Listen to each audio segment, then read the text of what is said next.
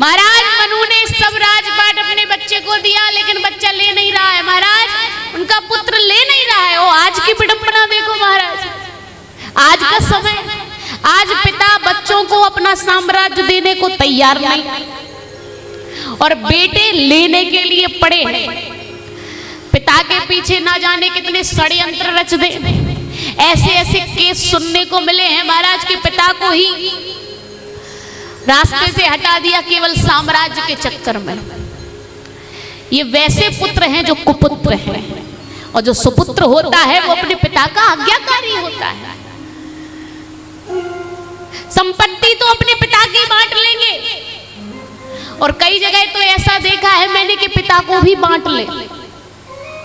एक जगह 4 पुत्र थे, चारों पुत्रों ने कहा देखो संपत्ति का बंटवारा हो गया, घर मकान खेत का बंटवारा हो गया, अब आ गई माता पिता की बात, क्या किया जाए।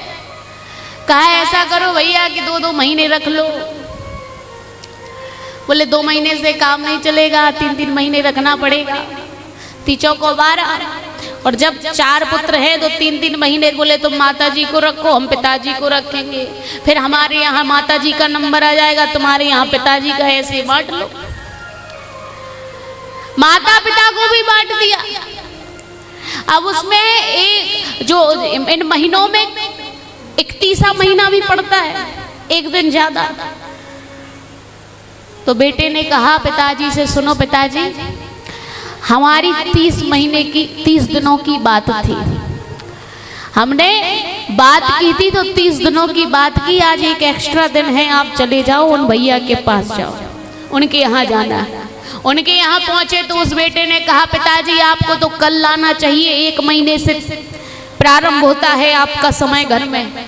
वो पिता ने सोचा, उस माता ने सोचा कि जब अपने ही घर में अपने ही बच्चों के सामने 1 दिन रहने को गड़गड़ाना पड़े, इससे अच्छा है तो मर ही जाएं, प्राण ही त्याग दें, ऐसे बच्चों से तो मर जाना ही अच्छा है।